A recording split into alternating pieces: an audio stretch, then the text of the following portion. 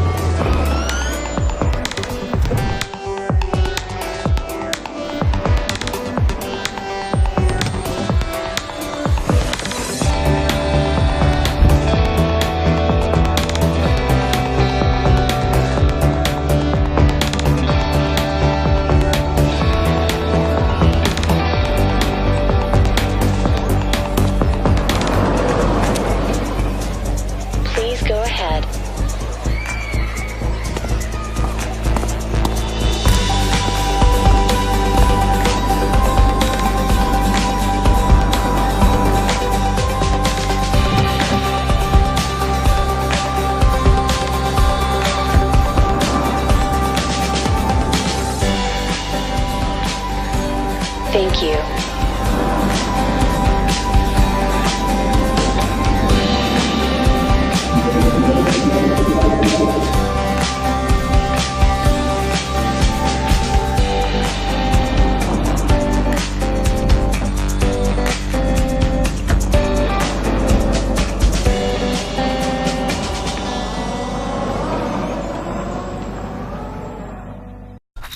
Number 2.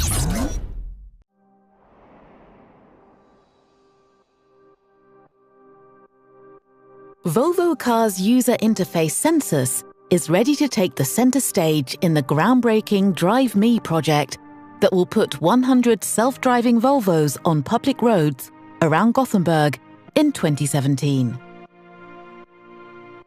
The interface is designed to be intuitive and easy to use. While driving autonomously, the car turns lost commuting time into quality time by keeping the driver well-informed, relaxed, and confident that the IntelliSafe autopilot is completely in control. Sections of the route available for autonomous driving are displayed when the journey is programmed into the navigation system.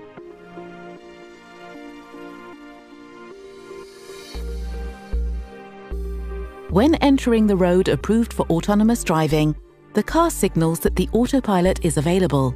Lights on the steering wheel paddles start flashing.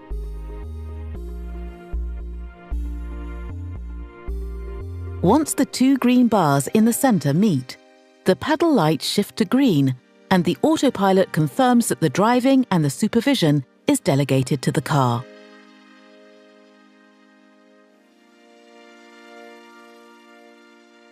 The remaining driving time in autonomous mode is counted down in the center of the right dial, keeping you informed about how much free time you have left.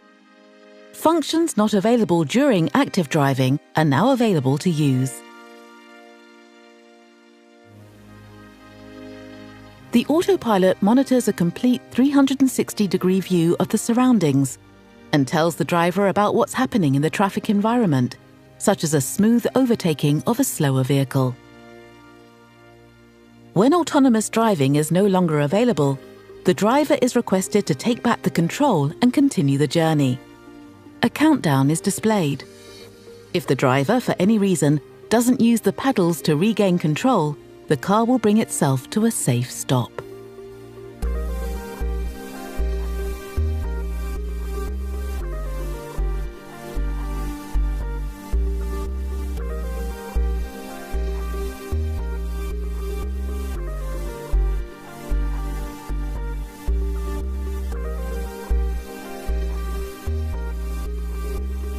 The self-driving Volvo will safely handle every aspect of the driving while you focus on something else.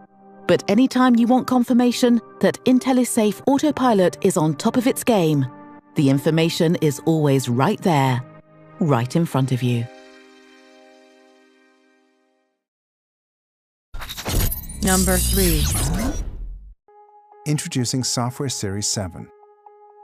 Start your morning with Summon. While you get ready, summon your Tesla from your Tesla app, automatically opening the garage, pulling out, and closing the garage for you. Combining a newly streamlined interface with the enhanced control and versatility of your daily commute. Over-the-air updates continually improve and add new features to Autopilot. Autopilot removes the stress from your commute. Designed for highway use, Autopilot assists you with the routines of daily driving, whether you're cruising or crawling. To the left and right of the speedometer, find the icons for traffic-aware cruise control and auto steer. These appear as gray when available and blue when active. Use the cruise stalk to engage traffic-aware cruise control. Pull it toward you once to engage smart speed and twice to activate auto steer as well. Keeping your hands on the wheel, ease back as traffic-aware cruise control maintains your cruising speed, dynamically adjusting in response to other vehicles. Auto steer will keep to the curve of the road, sensing both the lane boundaries and the surrounding traffic. If you wish to change lanes, check for space and signal as usual. This triggers auto lane change, which will merge you safely into the desired lane. To disengage Autopilot, push the button on the outside of the cruise stalk, push the stalk forward, or press the brake. Auto steer can be deactivated without affecting traffic-aware cruise control by turning the wheel a few degrees. Please remember that these features are meant only for highway use. Keep your hands on the wheel at all times and stay alert. Auto Park completes a suite of Autopilot features. As you drive past an open spot, pull about one car length ahead and come to a complete stop. Model S will scan the space and display a P on your instrument cluster. Signal and shift to reverse. Press Start and Auto Park will initiate, guiding you perfectly into position.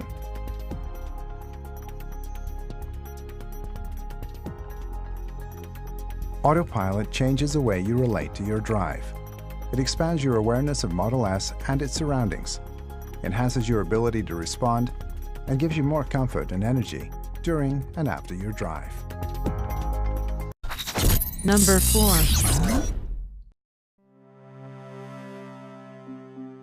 For a vehicle to drive itself, it needs to know where it is in the world, and it also needs to know what's around it. Based on these factors, it needs to be able to make smart and safe driving decisions in the real world. And once you get in the car, you start to get a real feel for the way the technology works and what it's like in real driving situations.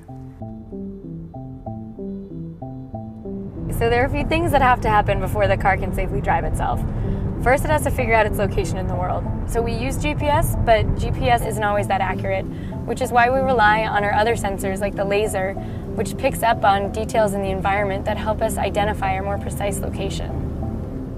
So think of the sensors as the car's eyes and ears, but with eyes that can see far off into the distance and 360 degrees around the car.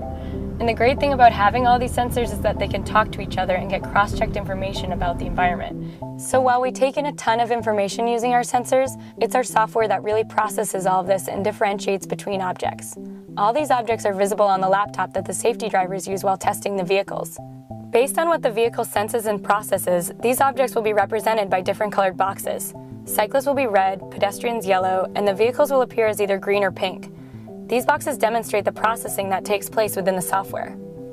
And think about the complexity here. People look different, cars have different shapes and sizes, yet despite these nuances, the software needs to classify these objects appropriately based on factors like their shape, movement pattern, or location. For example, if there's a cyclist in the bike lane, the vehicle understands that this is a cyclist, not another object like a car or a pedestrian, so the cyclist appears as a red box on the safety driver's laptop, and the software can also detect the cyclist's hand signal and yield to them appropriately. When our engineers think about where the car should drive and how, safety is always the top priority. So the vehicle takes into account many things like how close it is to other objects or matching speed with traffic or anticipating other cars cutting in. For example, as a passenger, it can feel a little uncomfortable passing by a large vehicle on the road. Our engineers have taught the software to detect the large vehicles, and the laptop shows them as larger boxes on the screen. As our vehicle passes by a large truck, it will actually keep to the farther side of the lane and give ourselves a little bit more space. We've also taught the vehicle to recognize and navigate through construction zones. The vehicle sensors can spot the orange signs and cones early to alert the car of any lane blockage ahead, and then we can change lanes safely. Another thing that's really important is for the vehicle to drive in a naturalistic way, because when it's natural and the car abides by social norms on the road, it's also safer. For example, at four-way stops, people typically rely on eye contact to communicate whose turn it is, and in our case, the vehicle inches forward into the intersection to indicate its intent. So my role as a safety driver is first and foremost to keep the car, myself, and everyone around me safe. And in addition to keeping the car safe, I also provide detailed feedback to developers and let them know the car does anything that maybe I wouldn't have done personally. Maybe the car wasn't assertive enough in a lane change or wasn't fast enough at a green light. We provide the detailed feedback so they can fine-tune the whole driving experience. By getting out there and driving in the real world, we're getting a better understanding of what exactly it's going to take to improve the safety and comfort and ease of transportation. And that's really what our project's all about.